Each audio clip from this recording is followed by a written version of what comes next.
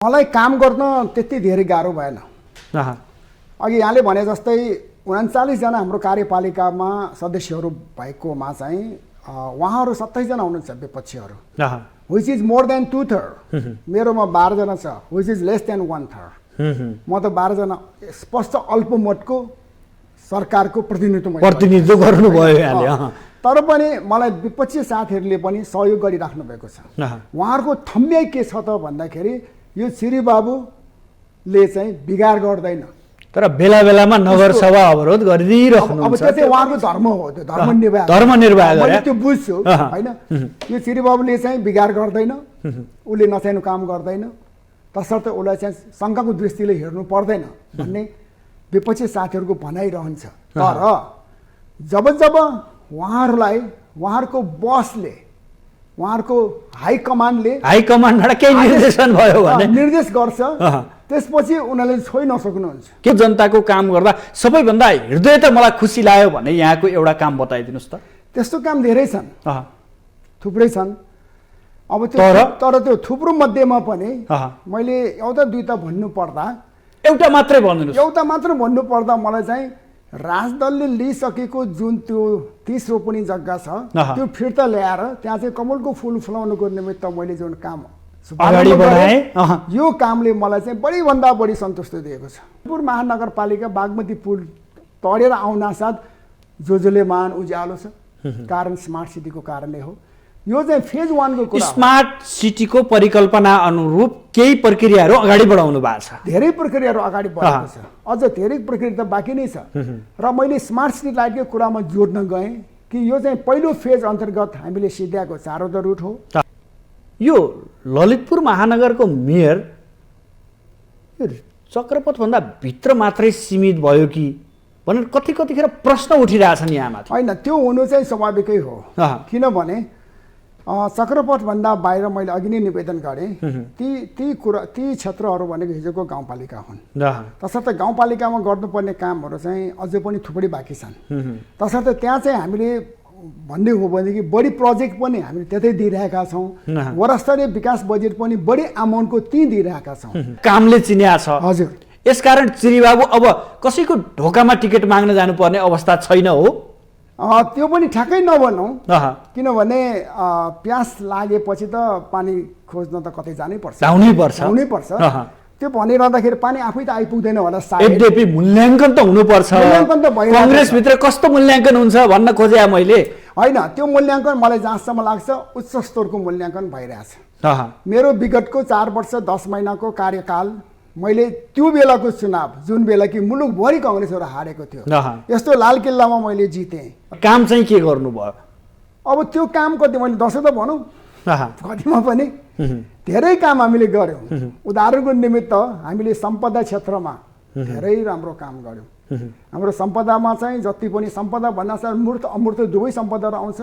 मूर्त सम्पदा भन्दाखेरि चाहिँ मठ मन्दिर शिवालय देवालय जुन 72 सालले चाहिँ खत्तम भयो, भत्कियो, त्यो चाहिँ लगभग अहिलेसम्ममा चाहिँ सबै बनिसकेको छ। एउटा स्मरण गर्नुपर्ने सम्पदा क्षेत्रमा पनि दुईटा आइटम छ, मूर्त र अमूर्त।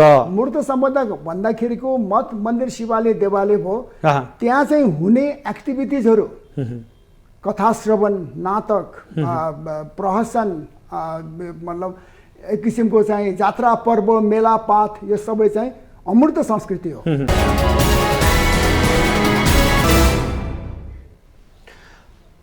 आदरणीय दर्शकबिन नमस्कार। आजको सन्दर्भ कार्यक्रममा यहाँहरूलाई हार्दिक स्वागत छ। म सुदर्शन आचार्य। दर्शकबिन, संघीयता कार्यान्वयन भइसकेपछिको पहिलो स्थानीय तहको 5 वर्षीय कार्यकाल अब अन्तिम सङ्घारमा पुग्दैछ। धेरै सपना थिए, धेरै सपना बाँडिएको थियो। संघीयता कार्यान्वयनपछि सिंहदरबारको अधिकार गाउँ-गाउँसम्म जनताले प्रत्यक्ष रूपमा आफ्ना समस्या, गुनासो र समाधानमा स्वयं भूमिका खेल्दै यसको निराकरण गर्न सक्छन् भन्ने। तर समग्र 5 वर्षीय कार्यकाल कस्तो रह्यो? के जनताले चाहेकै जस्तो विकास र समृद्धि पाउन सके? अथवा नेताहरूले खोजेकै जस्तो सङ्घीयता र सङ्घीयतामाथिको स्थानीय तहको पूर्ण जिम्मेवार र जिम्मेवारी निर्वाह हुन सक्यो। अब समीक्षाको समय भएको छ र आगामी दिनमा अझै यसलाई प्रभावकारी रूपमा कसरी अगाडि बढाउनु पर्छ र यसका कमजोरीहरू केलाउँदै यसका सुधारका पाटाहरू के हुन सक्छन्, आज हामी यो विषयमा मूलत छलफल गर्नेछौँ। यो सँगसँगै आज हामीसँग भएको अतिथि ललितपुर महानगरपालिकाको मेयर चिरीबाबु महर्जन भएका कारण उहाँको नगरले 5 वर्षमा के काम गर्यो, यानि कि उहाँको नेतृत्व हुँदै गर्दा उहाँले जुन सपना आजभन्दा करिब 5 वर्ष अगाडि जनतामा छर्नु भएको थियो, ती सपनाहरू कति पुरा भए, कति अपुरा छन्, कति काम गर्न सहज भयो र अझै कति गर्नु छ, यो विषय पनि उठान गर्नेछौँ। लगायत समग्र व्यवस्था र अवस्थाका कुरा पनि आज हामी चर्चा गर्नेछौँ। आउनुहोस् आजका अतिथि अर्थात् ललितपुर महानगरका मेयर चिरीबाबु महर्जनलाई स्वागत गरौँ। मेयरजी, स्वागत छ यहाँलाई माउन्टेन टेलिभिजन। धन्यवाद सुदर्शनजी। 5 वर्ष कार्यकाल समग्र देशको हेर्दा कतै रोदन पनि सुनियो, कतै सफलताका कथाहरू पनि सुनाइयो। यहाँ त अझै सङ्घीय राजधानी काठमाडौँको नजिकै सबैभन्दा नजिकको महानगरको मेयर, सामिप्यमा काठमाडौँ महानगरपालिका, सँगसँगैको सहकार्यमा ललितपुर महानगरपालिका। कस्तो लाग्यो 5 वर्ष कार्यकाल, के गर्नुभयो यहाँले? सुदर्शनजी, अब यो 5 वर्ष कार्यकाल कस्तो रह्यो भनेर समग्रमा भन्नु पर्दाखेरि अति सफल रह्यो। म यो ठोकेरै भन्छु, यहाँको पाटोबाट सफल, मेरो पाटोबाट। हजुर। अब हुनसक्छ यसमा चाहिँ अलिकति मैले यो सफल र असफल भन्दाखेरि मेरोमा चाहिँ त्यसका मापकहरू के होलान्? यसका मापकहरूको सन्दर्भमा कुरा गर्दाखेरि चाहिँ खास यसको मापक भनेको एउटा सुशासन अनि अर्को चाहिँ विकास निर्माण हो। त्यसपछि अब यो सुशासन र विकास निर्माणको अनुभूति चाहिँ नगरवासीले गर्नुभएको छ। यो तीनटा कुरालाई चाहिँ मध्यनजर हेर्दाखेरि ललितपुर महानगरपालिकामा म मेयर भएर काम गरेको 4 वर्ष लगभग 10 महिना भयो। यो 4 वर्ष 10 महिनाको दौरानमा महानगरवासीहरू अत्यन्तै खुसी छन्, यसमा कुनै शङ्कै छैन। तर एउटै कुरा के त भन्दाखेरि यो 74 सालको स्थानीय चुनावमा ललितपुर उपमहानगरपालिकालाई चाहिँ छिमेकी गाउँपालिकाहरू र कार्यविनायक नगरपालिका मर्ज गरेर यसलाई चाहिँ अपग्रेड गर्यो र महानगर बनाइयो। तसर्थ हिजोका कार्यविनायक नगरपालिका र हिजोका गाउँपालिकाहरू चाहिँ हिजोको उपमहानगरपालिकाको दाँजोमा चाहिँ विकास निर्माण अलिकति पछाडि परेको छ। तसर्थ त्यो भेगको नगरवासीहरूले चाहिँ हामी महानगरमा समाहित भयौँ तर त्यति धेरै विकास भएको छैन भनेर उहाँले भन्नुहुन्छ। अझै पनि त्यो चाहिँ स्वाभाविकै हो, स्वाभाविकै हो। किन भन्दाखेरि उहाँहरूको पूर्वाधार विकास निर्माण, उहाँहरूको संरचना भनेको हिजोको गाउँपालिकाको थियो नि त। तर एकैचोटि डबल जम्प हानेर महानगरमा आइपुगिसकेपछिको अवस्थामा इट टेक्स टाइम, केही समय लाग्छ। तर त्यहाँ पनि अहिले द्रुत गतिले विकास निर्माण भइरहेको छ। मलाई आशा छ अर्को 4-5 वर्षको दौरानमा यता हिजोको उपमहानगरपालिकाका वडाहरू पुलचोक, जाउलखेल, लगनखेल र हिजोका गाउँपालिकाहरू खोकना, बुङ्गमती, थापाखेल, यिनीहरू चाहिँ अब अर्को 4-5 वर्षको दौरानमा यिनीहरूकै तुलनामा आउँछन्, आइपुग्छन्। यहाँको ठोकुवा, मेरो ठोकुवा। तर त्यसको निमित्त हामीले अलि मेहनत गर्नुपर्छ, हामी मेहनत गर्छौँ। अब भनिदिनुहोस्, तपाईँले 5 वर्षमा स्मरण गर्नै पर्ने काम के गर्नुभयो जसका कारण अरूले पनि सिकुन् र म यो गर्थेँ कानुनले दिएन अथवा प्रदेश सरकारबाट बाधा भयो, केन्द्र सरकारबाट बाधा भयो भन्ने कुरा के छन्? अथवा अझै पनि मेरो सपना चाहिँ यो छ है भन्ने कुराहरू के छ तिनटा पाटोबाट? अब हिजो हामी जितेर जाँदाखेरिको अवस्थामा महानगरमा चाहिँ लगभग शून्यता थियो, किनभने त्योभन्दा अगाडि कर्मचारीले शासन गरेको थियो र हाम्रोमा चाहिँ लगभग 18 वर्षको दौरानमा चाहिँ स्थानीय जनप्रतिनिधिहरू थिएनन्, चुनाव भएको थिएन, जनप्रतिनिधिहरू थिएनन् र कर्मचारीले शासन गरेको अवस्थामा अलिकति डिसिजन गर्नुपर्ने तर क्रिटिकल्ली डिसिजन गर्नुपर्ने कुराहरू चाहिँ सब केही पनि गरेको थिएन। बस त्यसले गर्दाखेरि हामी सुरुमा नियमित काम कारबाही मात्रै हुन्थे, नियमित प्रशासनिक काम कारबाही चाहिँ मजाले हुन्थ्यो, तर अन्य रिस्की काम अथवा अलिकति रिस्क लिनुपर्ने काम चाहिँ केही पनि हुन्न थियो। बिचरा त्यो कर्मचारीले किन त्यो रिस्क लियोस्? ललितपुर महानगरको विकासको निमित्त उहाँ चाहिँ पूर्व ताप्लेजुङबाट आएको अथवा पश्चिम दार्चुलाबाट आएको मान्छेले किन जिम्मेवारी लियोस्? रातो घरमा किन उभिन जानु परोस्? बस कुरा यो हो। तसर्थ त्यो अवस्थामा हाम्रो पाइपलाइनमा चाहिँ कुनै पनि प्रोजेक्टहरू पनि थिएन। हामी गइसकेपछिको सुरुको 4-5 महिना त स्थानीय सरकार सञ्चालन ऐन 2074 पनि आएको थिएन। एउटा चाहिँ दिग्दर्शन, स्थानीय सरकार सञ्चालन दिग्दर्शनको भरमा सञ्चालन गर्नु पर्थ्यो र त्यो दिग्दर्शनका जति पनि कन्डिसन पोइन्टहरू लेखेका थिए ती सबै कुरा चाहिँ स्थानीय सरकार सञ्चालन ऐनमा चाहिँ क्यारी अन गरिएका छैनन्। तसर्थ त्यस्तो अवस्थामा हामीले काम गर्नु पर्यो एकातिर। अब अर्कोतिर त के त भन्दाखेरि 18 वर्षसम्म जनप्रतिनिधि नभएको अवस्थामा त्यसपछि हामी जितेर गइसकेपछि नगरवासीहरूको चाहना आकांक्षा द्रुत गतिले अगाडि बढिसकेको थियो। धेरै थियो, त्यो बीचको ग्याप धेरै ग्याप थियो। तर हामी पुगेर पनि त्यहाँनिर हाउ टु प्रोसिड, कसरी सुरु गर्ने भन्ने कुरामा चाहिँ हामी पनि कन्फ्युज, केही अलमल भयो। तर त्यो अलमलको बावजुद त्यसपछि ऐन आइपुग्यो, हामी चाहिँ डिरेल भएनौँ, हामी चाहिँ ट्र्याकमा बस्यौँ र काम अगाडि बढायौँ, जसले गर्दाखेरि चाहिँ हामीले राम्रोसँग काम गर्न पायौँ। यहाँसम्म कि कोभिड आइपुग्यो हैन। कोभिड आउँदाखेरिको अवस्थामा ललितपुर महानगरपालिकामा वास्तवमै भन्ने हो भनेदेखि अरू बेला भन्दा पनि विकास भयो। हाम्रो कन्सन्ट्रेसन अन त गएन, कोभिड भयो, अब चाहिँ यताउता चल्न पाइँदैन हैन। ल यो विकासको यी कामहरूमा चाहिँ हामी मतापले चाहिँ अगाडि बढौँ भनेर हामी लाग्यो। जनतालाई सुरक्षित राख्दै विकासलाई झन् तीव्रता चाहिँ तपाईँहरूले त्यो समयमा मौका छोप्दै जस्तो। हजुर, जनतालाई हामीले यतिसम्म मतलब अब हुन त कोभिड कसैको कन्ट्रोलमा छैन। अमेरिका जस्तो महारथी मुलुकमा चाहिँ 9 लाख मान्छेहरूले मृत्युवरण गर्यो। हाम्रोमा लगभग अहिलेसम्ममा चाहिँ 12,000 जति मान्छेले मृत्युवरण गर्यो।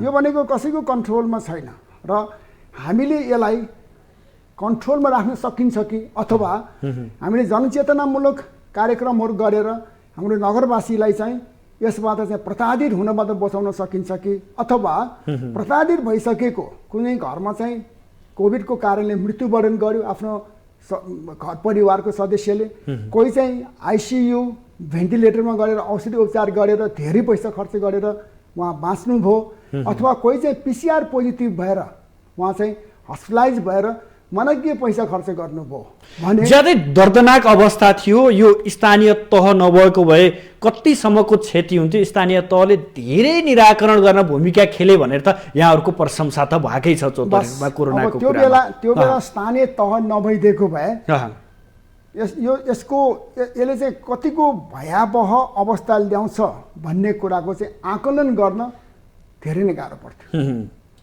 किन भन्दाखेरि हामी कोभिडको टाइममा हामी यति लागि पर्यौँ कि उदाहरणको रूपमा हामीले नगरेको काम केही पनि छैन कोभिड रोक्नको निमित्त। सम्भवतः त्यही कारणले पनि होला मलाई चाहिँ कोभिड लाग्यो, झन्डै गाह्रो पर्यो। रेमडेसिभिर पुरा डोज लिएर बल्ल बाँचे हैन। त्यस्तै हाम्रो महानगरको धेरै जनप्रतिनिधिहरू लगभग 70% जनप्रतिनिधिहरू कोभिड भयो, सङ्क्रमित भयो हैन। तर हुन त अब उहाँहरू सबै निको हुनुभयो। महानगरका 700 कर्मचारीहरूमा पनि थुप्रै कर्मचारीहरू चाहिँ बिरामी भयो हैन। तर पूर्वाधारका कामहरूलाई चाहिँ यहाँहरूले रोक्नु भएन, तीव्रता दिनुभयो। तीव्रता भन्दाखेरि पनि हामीले रोकेनौँ र उसको चाहिँ जुन गति छ त्यो गति अलिकति ढिमा भयो होला, तर हामीले एकम्प्लिस गर्यौँ। त्यो एउटा महत्त्वपूर्ण काम। त्यसपछि त्यसपछिको सन्दर्भमा त अब हामीले धेरै काम कुराहरू गऱ्यौँ। जस्तै उदाहरणको लागि हामी जितेर आउन मैले आज सम्झाउनै पर्छ, मैले जनतालाई भन्नै पर्छ भन्ने काम चाहिँ के गर्नुभयो?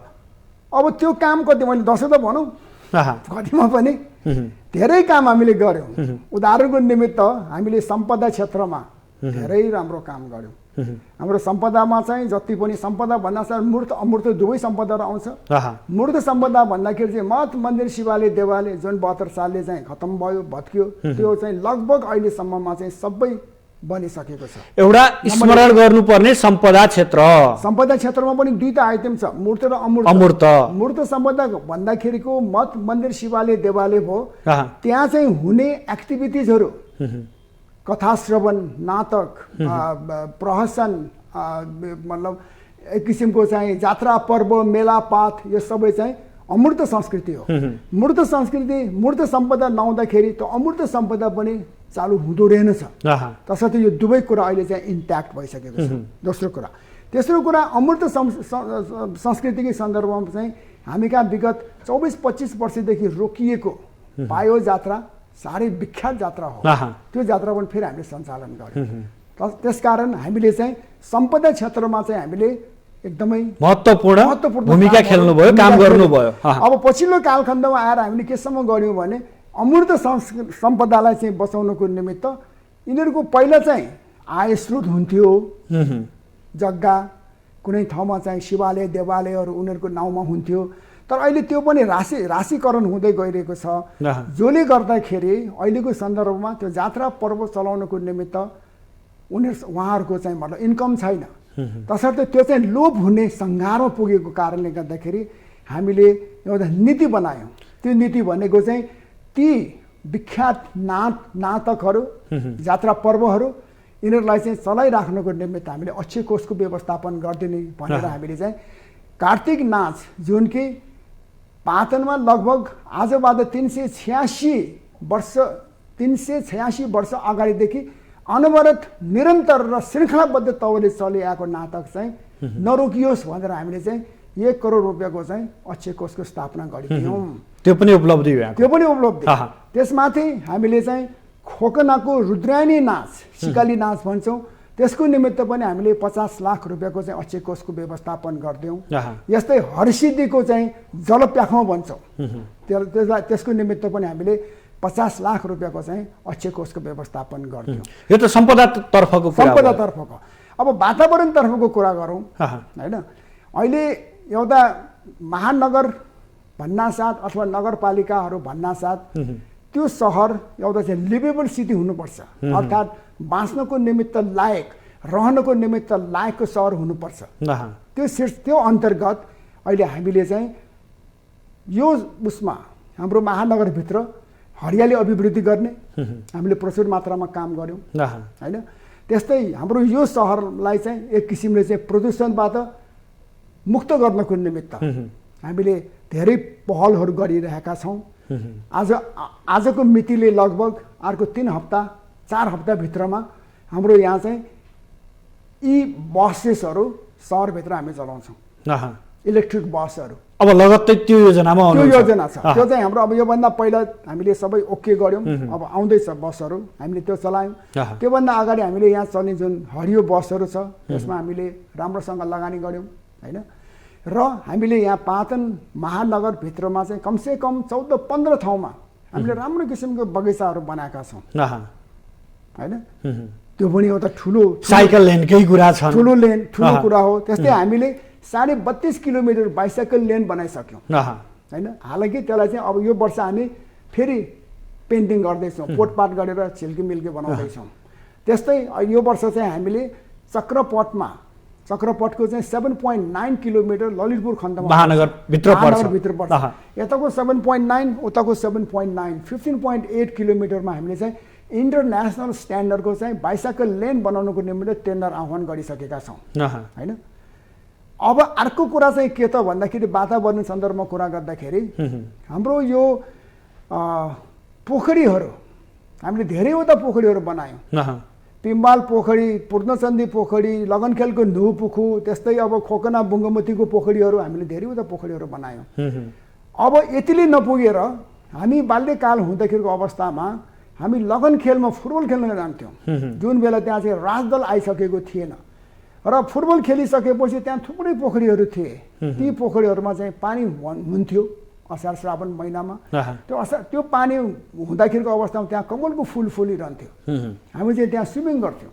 तर अहिले फेरि कमलको फुल फुलाउनै लाग्नु पर्नु भएको छ। हजुर, हामीले त्यो फेरि कमलको फुल फुलाउनुको निमित्त अब भौतिक प्रगतितर्फ ललितपुर महानगरपालिकामा चाहिँ हामीले भित्री सडकहरू, बाहिरी सडक 8 मिटरभन्दा बढीको केन्द्रीय सरकारको हुन्छ, 8 मिटरसम्मको चाहिँ स्थानीय सरकारको हुन्छ र हामीले चाहिँ 4 मिटरदेखि 8 मिटरसम्मको 42 किलोमिटर सडकहरू चाहिँ हामीले कालोपत्री गऱ्यौँ। तर यो काम गर्दाखेरिको अवस्थामा हामीले हाम्रो आफ्नै किसिमको स्पेसिफिकेसन राख्यौँ। त्यो भनेको चाहिँ 1.5 इन्चभन्दा त्यसको थिकनेस चाहिँ कम गर्न पाइँदैन, जसले गर्दाखेरि यो बाटो चाहिँ कतिमा पनि 6 वर्षदेखि 8 वर्षसम्म यो बाटो चाहिँ बिग्रिँदैन। बस त्यो हिसाबले हामीले 42 किलोमिटर बाटो सम्पन्न गऱ्यौँ। अब थप बाटोको निमित्त अहिले टेन्डर छापिसकेको छ, त्यो देखाजाएगा, त्यो बाँकी नै छ। त्यो त्यस्तै अहिले हामीले यहाँ चाहिँ तपाईँ देख्नुहुन्छ बागमती पुल नागेर आइसकेपछिको अवस्थामा हाम्रो यहाँ चाहिँ दुवैतर्फको फुटपाथ चाहिँ अपाङ्गता मैत्री एकदम बेस्ट क्वालिटीको मेटेरियल युज गरेर हामीले चाहिँ अपाङ्गता मैत्री फुटपाथ बनाएका छौँ। अब यति मात्र पनि होइन, हामीले चाहिँ महानगरभित्र वडा कार्यालय भवनहरू 17वटा नयाँ बनायौँ, 29 मध्ये। ती सबै भवनहरू पनि अपाङ्गता मैत्री नै छन्। तसर्थ अब अर्को कुरा चाहिँ के त भन्दाखेरि हामीले ललितपुर महानगरपालिकालाई एउटा स्मार्ट सिटी बनाउने भनेर स्मार्ट सिटीका अङ्गहरू धेरै छन्, तर हामीले सबै नै एकैचोटि प्रयोग गर्न त सकिँदैन। उदाहरणको निमित्त यहाँले भने जस्तै बाइसाइकल लेन त्यसको त अभिन्न अङ्ग हो भने, अर्को कुरा चाहिँ रात्रिकालीन अवस्थामा पनि नगरवासीहरू फ्रीली आवत जावत गर्न सकुन् भन्नको लागि हामीले यहाँ चाहिँ स्मार्ट ट्राफिक लाइटको व्यवस्थापन यो पटक हामीले 4वटा मुख्य बाटोमा गरिसक्यौँ। तसर्थ ललितपुर महानगरपालिका बागमती पुल तडेर आउनासाथ जसले मान उज्यालो छ, कारण स्मार्ट सिटीको कारणले हो। यो चाहिँ फेज 1 को कुरा। स्मार्ट सिटीको परिकल्पना अनुरूप केही प्रक्रियाहरू अगाडि बढाउनु भएको छ, धेरै प्रक्रियाहरू अगाडि बढेको छ, अझ धेरै प्रक्रिया त बाँकी नै छ। र मैले स्मार्ट सिटी लाइटको कुरामा जोड्न गएँ कि यो चाहिँ पहिलो फेज अन्तर्गत हामीले सिध्याएको 4वटा रुट हो र दोस्रो फेजको चाहिँ अहिले ठेकेदार साहब फिलिप्स भन्ने चाहिँ विख्यात कम्पनीले चाहिँ त्यो काम पाएको छ र ठेकेदार साहब चाहिँ अहिले मोबिलाइज भइसकेको छ। र दोस्रो फेज अन्तर्गत हिजोका गाउँपालिकाहरू, हिजोको कार्यविनायक नगरपालिका अर्थात् खोकना बङ्गमती तापाखेल हरिसिद्धि सुनाकोती त्यतातिरबाट चाहिँ स्मार्ट स्ट्रिट लाइटको इन्स्टलेसन गरेर जवलखेल लगनखेलतर्फ आउने काम चाहिँ सुरु भइसकेको छ। र यो अन्तर्गत अहिले चाहिँ हामीले 1150 बत्तीको व्यवस्थापन गर्न गइरहेका छौँ। यसो भन्दै गर्दा केही दिन अगाडि मात्रै यहाँले सार्वजनिक केही ठाउँहरूमा यो धुम्रपान निषेध गर्नुभएको थियो, यो पनि निकै चर्चाको विषय बनेको थियो। र अर्को कुरा अलि यहाँलाई आरोप के लाग्छ भने यो ललितपुर महानगरको मेयर यो चक्रपथभन्दा भित्र मात्रै सीमित भयो कि भनेर कतिखेर प्रश्न उठिरहेछन् यहाँमाथि। होइन, त्यो हुनु चाहिँ स्वाभाविकै हो, किनभने चक्रपथभन्दा बाहिर मैले अघि नै निवेदन गरेँ ती क्षेत्रहरू भनेको हिजोको गाउँपालिका हुन्। तसर्थ गाउँपालिकामा गर्नुपर्ने कामहरू चाहिँ अझै पनि थुप्रै बाँकी छन्। तसर्थ त्यहाँ चाहिँ हामीले भन्ने हो भनेदेखि बढी प्रोजेक्ट पनि हामीले त्यतै दिइरहेका छौँ, वडास्तरीय विकास बजेट पनि बढी अमाउन्टको त्यहीँ दिइरहेका छौँ। तर त्यहाँको भूगोल अलिक ठुलो छ, भूगोल ठुलो र पहिला पूर्वाधार विकास नभइसकेको अवस्था। त्यसले गर्दाखेरि अहिलेको कन्टेक्स्टमा हामीले त्यहाँ लगानी गर्दाखेरिको अवस्थामा त्यति एकैचोटि चाहिँ देखिरहेको छैन त्यो कामहरू एकैचोटि। उसलाई पाखा यसलाई नजिक राख्ने काम गरेको त होइन नि मेयरले। होइन, अहिले हाम्रो पोलिसी नै के भने हाम्रो पोलिसी नै ती हिजोका गाउँपालिकाहरूलाई छिटो यहाँको हिजोको उपमहानगरपालिकाको स्तरमा ल्याउनको निमित्त योजना बढिदिने, रकम पनि बढिदिने, बस त्यो हाम्रो योजना छ। तसर्थ त्यो अन्तर्गत मैले अघि पनि निवेदन गरेँ अर्को 4-5 वर्षको दौरानमा खोकना बुङ्गमती तापाखेल यी क्षेत्रहरू हिजोको उपमहानगरपालिकाको पुलचोक जौलखेल पाटन ढोकाको स्तरमा चाहिँ आइपुग्छ। अब यहाँले गर्न चाहेको तर प्रदेश र सङ्घले गर्दा अलिकति अप्ठ्यारो महसुस भएको केही कार्यक्रमहरू छ, केही योजनाहरू छ? निश्चित रूपमा त्यस्ता योजनाहरू छन्। उदाहरणको निमित्त म चाहन्छु मेरो महानगरपालिकाको भित्रको चाहिँ सबै सडकहरू मेरै मार्फत होस्। चाहे त्यो 8 मिटरभन्दा बढीको किन नहोस्, चाहे त्यो चक्रपथी किन नहोस्, चक्रपथ पनि महानगरभित्र आउनुपर्छ। बरु हामीलाई चाहिँ TOR बनाइदिउँ, टर्म्स अफ रेफरेन्स बनाइदिउँ। यो चक्रपथ लौ मेयर, अब यो चाहिँ ललितपुर महानगरपालिकालाई हामीले दियौँ, तर यो चाहिँ यस्तो हुनुपर्छ, 1 2 3 4 बुलेटमा राखेर हामीलाई भनिदिउँ न, हामी त्यसलाई चाहिँ कार्यान्वयन गरिदिन्छौँ। तर अहिले के छ त भन्दाखेरि हेर्नुहोस्, अहिलेसम्म मैले ठोकेरै भन्छु कि महानगरपालिकाको काम म स्वयं मेयरको हैसियतले गरेको काममा चाहिँ कुनै नगरवासीहरूको असन्तुष्टि छैन। यहाँले भन्ने कुरा हो? हजुर, त्यो मेरो भन्ने कुरा हो, तपाईँले भन्ने कुरा हो। त्यसमा चाहिँ कोही नगरवासीलाई चाहिँ चित्त नबुझेको कुरा छ अथवा कुनै एजेन्सीलाई चित्त नबुझ्ने कुरा छ भनेदेखि प्लिज उहाँहरू मकहाँ आएर चाहिँ यो विषयमा छलफल गर्न सकिन्छ, म द्वार खुल्ला राख्छु। तर सङ्घीय सरकारको तर्फबाट कन्ट्र्याक्ट अवार्ड गरेका 8 मिटरभन्दा बढीका बाटोहरू, जुन कि हामी चुनाव 74 सालको चुनावभन्दा अगाडि नै ती बाटोहरूको टेन्डर गरिसकेको बाटोहरू चाहिँ अहिलेसम्म बनेको छैन। अनि पानी पर्दाखेरि हिलाम्मे, घाम लाग्दाखेरि धुलाम्मे हुने अवस्था छ। त्यो क्षेत्रको जनताहरू, नगरवासीहरूले चाहिँ साह्रै शास्ति भोगिरहेको छ, स्वास्थ्यमा प्रतिकूल असर परिरहेको छ। र हामीले गाली यहाँहरूलाई गर्छन् स्थानीयलाई, हामीले चाहिँ प्रचुर मात्रामा गाली खानुपर्छ होइन। यो भन्नु भनेको हामीप्रति केन्द्रीय सरकारले गरेको अन्याय हो यो। तसर्थ त्यो बाटोहरू पनि ल ठिक छ, सङ्घीय सरकारले पैसा दिन्छ भने हामी हात थापेर ल्याउँला, होइन भने पैसा पनि दिनु पर्दैन त, स्वामित्व हामीलाई दिनुहोस्, हामी गर्न तयार छौँ। तर हामीले चाहिँ जुन बाटो एउटा किल्ला ठोक्ने हामीसँग अधिकार हुँदैन, त्यो बाटोको कारण चाहिँ हामी गाली खाने, यो त मिलेन नि। हामीप्रति त डिस्क्रिमिनेसन गरेको हो यो चाहिँ। मेयरज्यू, अब भनिदिनुहोस्, यो गर्न पाए हुन्थ्यो कार्यकालभित्र भन्ने लागेको चिज के छ? अब धेरै कुराहरू छन्। जस्तै उदाहरणको रूपमा मलाई यो महानगरको चाहिँ वातावरण सुधार चाहिँ द्रुत गतिले गर्नुपर्छ। हामी सानो छँदाखेरि यहाँ जता हेरे पनि फुटबल ग्राउन्ड, जता हेरे पनि स्विमिङ पुल, जता हेरे पनि धान बाली, त्यस्तै गराउनु मन थियो होइन। तर अब त्यो सम्भव छैन। असम्भव कुरालाई चाहिँ त्यो मतलब असम्भाव्य चिन्ता परिणाम हो जस्तो कुरा गरेर हुँदैन। सोम शर्माको बाउ बन्न चाहन्न। मात्र एउटै कुरा के त भन्दाखेरि अहिले जति पनि यहाँ चाहिँ मतलब सार्वजनिक प्रति जग्गाहरू, ऐलानी जग्गाहरू छन्, ती जग्गाहरूमा कसैले आँखा नगारोस्। र म चाहिँ महानगरको मेयरको हैसियतले म त्यस्तो कुरामा चाहिँ बरु मेरो महानगरको मेयरको पद जाला, तर म त्यस्तोमा चाहिँ कुनै पनि किसिमको बिजनेस कम्प्लेक्स बनाउन दिन्न। कुनै पनि किसिमको त्यहाँ चाहिँ मतलब बिजनेस मोटिभका कुराहरू, यो के मधेसीहरूको त्यो चटक देखाउन ल्याउने ठाउँ जस्तो म बनाउन दिन्न। त्यहाँ चाहिँ म चाहिँ सकिन्छ एकदमै फ्यान्टास्टिकली नाइस टाइपको चाहिँ पार्क बनाउला, होइन होइन भने अलिकति यसो मान्छेहरू, वृद्ध हाम्रो सिनियर सिटिजनहरू यसो डुल्नको निमित्त, सानोतिनो नानीहरू खेल्नको निमित्त चाहिँ ओपन स्पेसको व्यवस्थापन चाहिँ हुनुपर्छ, गर्नुपर्छ भन्ने मेरो चाहिँ थम्याइ हो। यो भनिरहँदाखेरि मैले के गरेँ त अहिलेसम्म भन्ने पनि प्रश्न निस्किन्छ।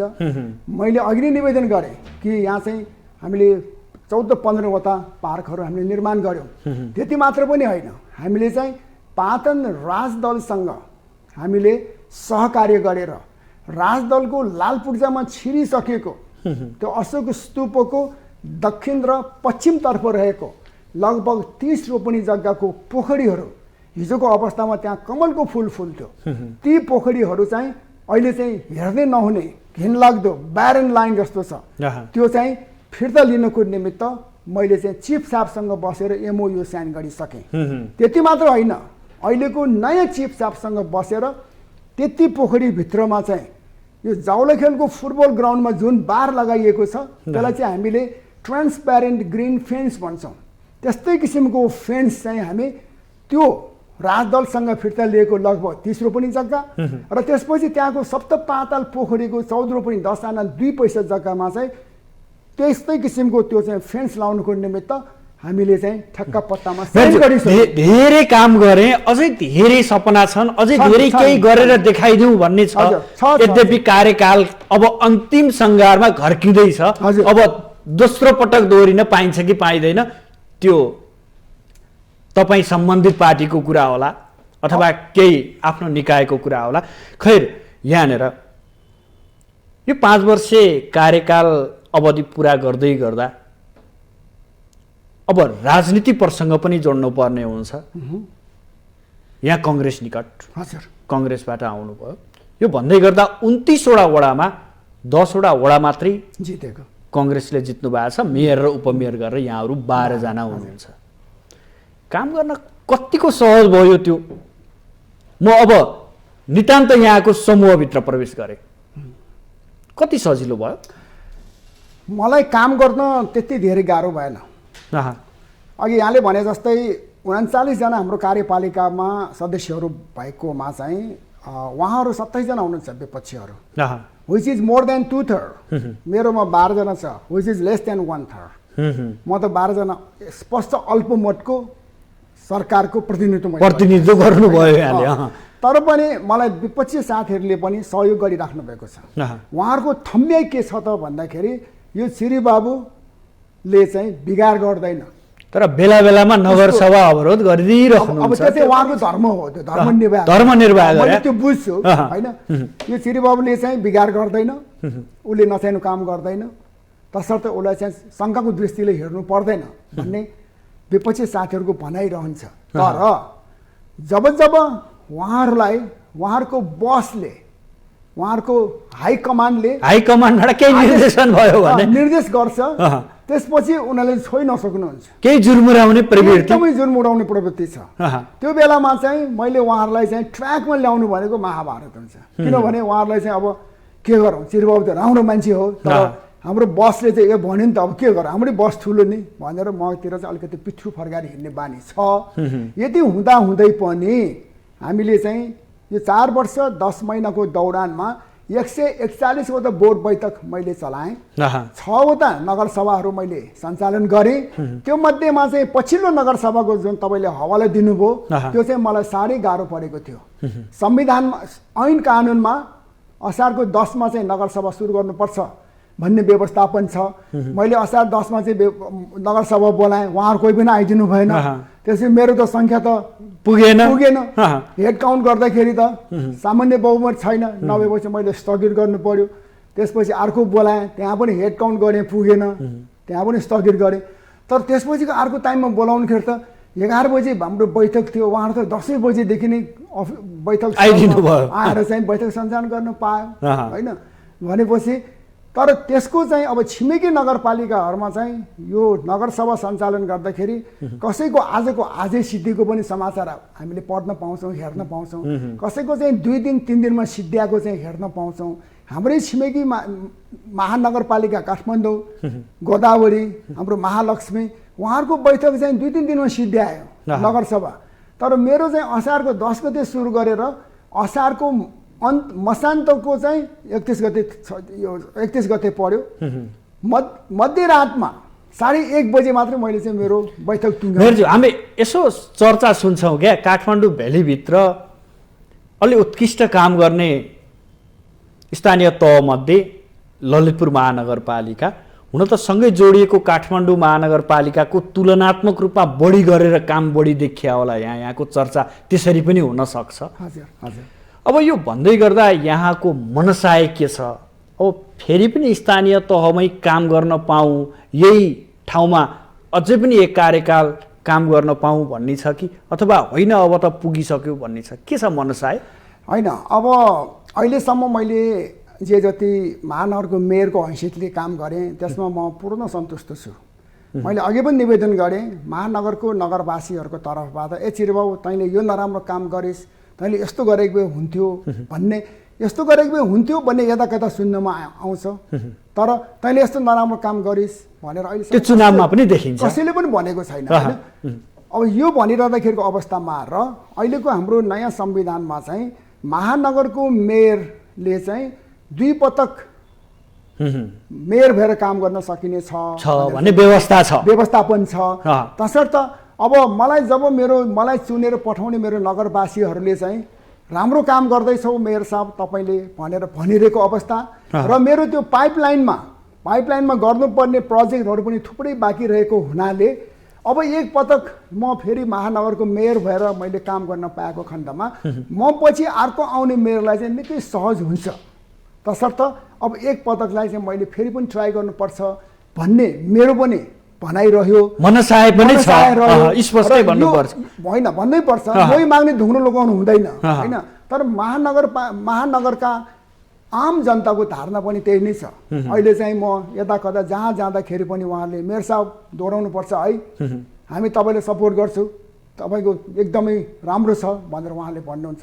हस् हजुर भनेर आउने गरेको। अब त यसो टिकट माग्ने म फेरि उम्मेदवार हुने हो, म फेरि लड्दैछु है भन्ने समय पनि आइसकेको छ। कहाँ कहाँ पुग्नु भयो? यसो छ, अब मेरो 74 सालको चुनावको टाइममा मैले चाहिँ शेरबहादुर देउबा पार्टी सभापति लगायत सबै नेताहरूलाई म चिन्थेँ। तर चिन्थेँ हजुर त्यो बेलाको होइन 5 दिन। तर त्यो बेलाको नेतृत्व वर्गले चाहिँ चिरीबाबु भन्ने मान्छे को हो चिन्नुहुन्न थियो। यहाँसम्म कि मेरो चाहिँ स्थानीय नाम हो, स्थानीय नेवार ज्यापु समाजको म चाहिँ व्यक्ति, मेरो नाउँ चाहिँ टिपिकल नाम छ, चिरीबाबु भनेको सानो बाबु, सानो बाबु। अब उहाँहरूलाई चाहिँ मेरो नाउँ नेवारीमा लिन सक्नुहुन्न थियो उहाँहरूले होइन, गाह्रो थियो।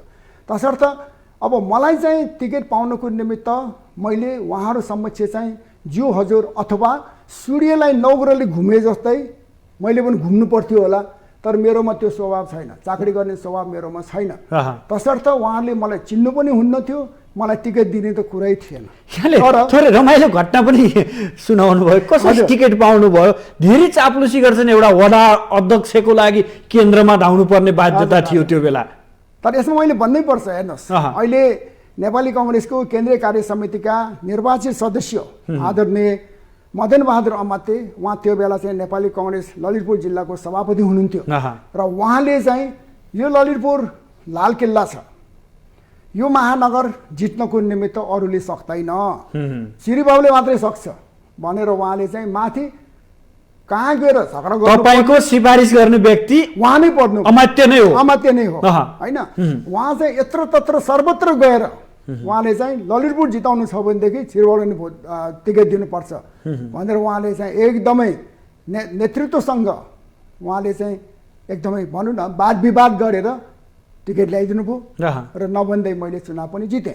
अब यसमा एउटा यहाँले सोध्नु खोजेको एउटा प्रसङ्ग मलाई जहाँसम्म लाग्छ, मैले चाहिँ चुनाव लड्न जाँदै गर्दाखेरिको अवस्थामा आदरणीय पार्टी सभापतिले मलाई चिन्नुहुन्न थियो त्यो बेला होइन। तर अहिले चाहिँ मलाई सबैले चिन्नुहुन्छ र पार्टी सभापतिको पनि म प्रति अगाध विश्वास, यो मान्छे जित्ने मान्छे हो, यो मान्छे काम गर्ने मान्छे हो भन्ने चाहिँ उहाँकोमा भान। किनभने काङ्ग्रेसको लागि सबैभन्दा ठुलो स्थानीय तह र केन्द्रको सबैभन्दा नजिकको स्थानीय तहको रूपमा यहाँ चित्रण हुनुहुन्छ। हजुर, अब नेपाली काङ्ग्रेसको हेडक्वार्टर यहीँ छ नि त, सानिपामा छ, त्यो भनेको ललितपुर महानगरपालिकामा पर्छ होइन। अब यहाँको शासन चाहिँ कम्युनिस्टले गर्ने, हेडक्वार्टर चाहिँ यहाँ बस्ने भन्दाखेरि लाज हुन्छ नि त होइन र। त्यो भएर पनि त्यसलाई सुधार गर्नको निमित्त पनि ललितपुर महानगरपालिकामा काङ्ग्रेस फेरि चिरीबाबु चाहिन्छ भन्न खोज्नु भयो यहाँले। फेरि चाहिन्छ भन्ने भन्दा पनि विकल्प पनि त खोज्नु पर्यो नि त। चिरीबाबुलाई नदिकन अरू कुन चाहिँ बाबुलाई दिने? तरी बाबुलाई दिने, जित्नुहुन्न होला, पक्कै जित्नुहुन्न होइन। सानो बाबुलाई दिने, उहाँ पनि जित्नुहुन्न।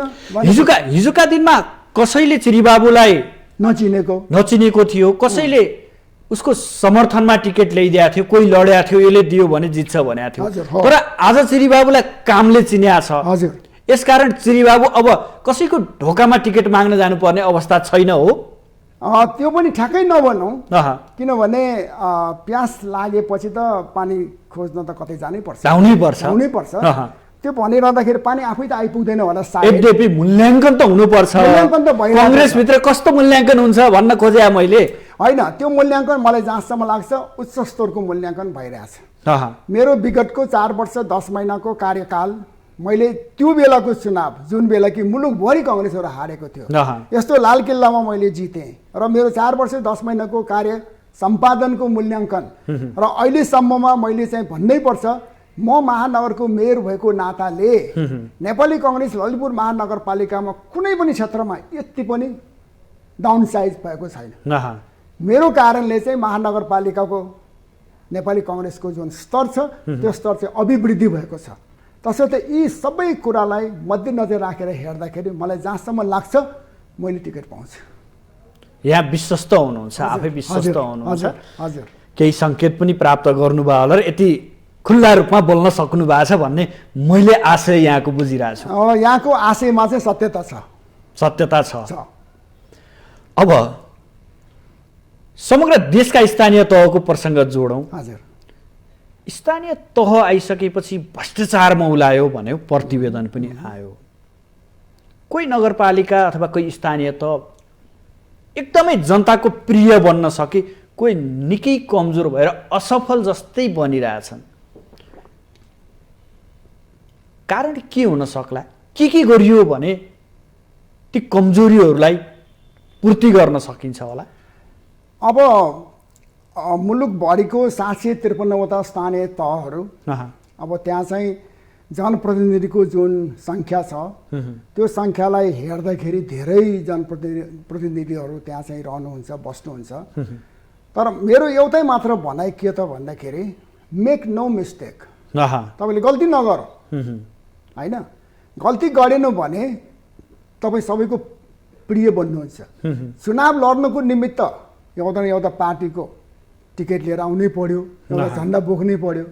झन्डा बोकेर जितिसकेपछि त ऊ त एमालेको पनि, राप्रपाको पनि, माओवादीको पनि, समाजवादीको पनि, कङ्ग्रेसको पनि, सबैको ऊ चाहिँ मेयर भयो नि त। आफू जिम्मेवारमा रहन्जेल कुनै दल, पार्टी अथवा कोहीसँग सम्बन्धित भएर काम गर्नु भएन, नितान्त जनतासँग जोडिनु पर्यो। नितान्त जनतासँग जोडिनुपर्छ र आफ्नो पार्टीको कुनै पनि काम कुरो गर्दाखेरिको अवस्थामा पनि जनतालाई चित्त दुख्ने गरी काम गर्नु हुँदैन। म नेपाली कङ्ग्रेसको मेयर फलाना एमालेको, मलाई थाहा छ उसले चाहिँ हिजो मलाई हराउनको निमित्त एकदम भूमिका खेलेको थियो। तर म मेयरको हैसियतमा बस्दाखेरि म त एक्जिक्युटिभ पावरमा छु नि त। त्यो ओडालाई त्यो ठाउँलाई म चाहिँ छर्के नजरले हेर्नुहुन्न। मैले त्यो व्यक्ति मसँग केही काम लिन आउँदाखेरिको अवस्थामा मैले उसलाई विथ ड्यु रेस्पेक्ट उहाँको काम मैले गरिदिनुपर्छ। म बायस हुनु हुँदैन। र यो एउटा जुन फिलोसफी छ, एउटा सफलताको सूत्र यो पनि हो। एक्ज्याक्टली त्यही हो। अब भन्नुहोस्, यो अलि बढी भ्रष्टाचारका कुराहरू आए क्या स्थानीय तहमा, कस्ता हुँदो रहेछन्? कस्तो सुन्नु भएको छ यहाँहरूले? अब भ्रष्टाचारको सन्दर्भमा कुरा गर्दाखेरि भ्रष्टाचार मौलायो भनिदिए कि होइन, मौलाउँछ होला, मौलायो होला। किनभने त्यहाँ चाहिँ जुन किसिमको मोनिटरिङ युनिट छ, मोनिटरिङ युनिट पनि एक किसिमले चाहिँ क्लियर हुनुपर्छ होइन। ऊ आफै सिगरेट खाएर तपाईँलाई सिगरेट खानुहुन्न भन्दाखेरि तपाईँले उहाँलाई त कसरी हेर्नुहुन्छ भने जस्तै तपाईँलाई थाहा छ त्यो मिनिस्टरले चाहिँ भ्रष्टाचार गर्छ भने अब ऊ चाहिँ त्यो मोनिटरिङ युनिटमा बसेर उसले चाहिँ केही काम गर्न आएको अवस्थामा त तपाईँले चित्त बुझ्दैन नि त होइन। तसर्थ त्यो मोनिटरिङ युनिटमा बस्ने मान्छेहरू चाहिँ मिस्टर क्लिन हुनुपर्छ होइन, पहिलो कुरा। अनि दोस्रो कुरा के त भन्दाखेरि अघि मैले भने जस्तै तपाईँ गल्ती नगर्नुहोस् न, मेक नो मिस्टेक, बस कुरा सिधै हाल्यो, सक्यो, यहीँनिरै सक्यो। मुख्य कुरा त्यहाँनिर हो नि त। उदाहरणको निमित्त म 3 पटक अध्यक्ष भएँ, 1 पटक म ज्यापा समाजको अध्यक्ष भएँ, अहिले म महानगरको मेयर बन्दैछु र हिजोको अवस्थामा म कुनै एउटा ठुलो प्रोजेक्टमा म काम गर्थेँ। यो सबै श्रृङ्खलाहरूमा चाहिँ मलाई अहिलेसम्म कसैले पनि चिरी बाबु तैँले यो गल्ती गरिस् भनेर मलाई भन्ने मान्छे। अब अर्को कुरा, जनप्रतिनिधि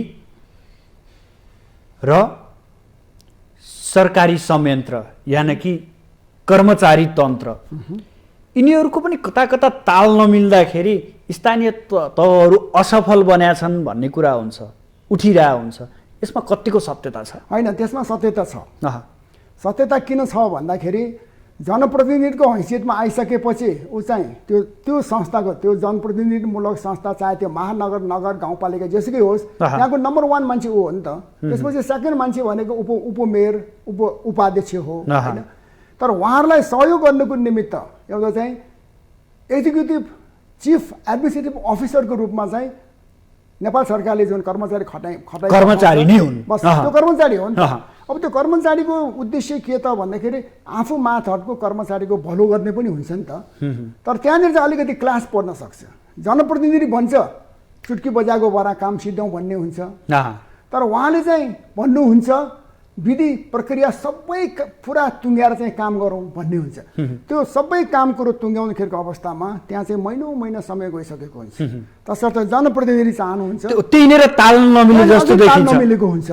तर त्यसलाई चाहिँ एक किसिमले चाहिँ सहज रूपमा त्यसलाई चाहिँ लाइनिङ गर्नुपर्छ भन्ने मेरो भनाइ हो। जुन अहिले ललितपुर महानगरपालिकामा सहज रूपमा त्यस्तो किसिमको समस्याहरू हामीले लाइनिङ गरी आइरहेका छौँ। यसमा चाहिँ मलाई गौरव लाग्छ।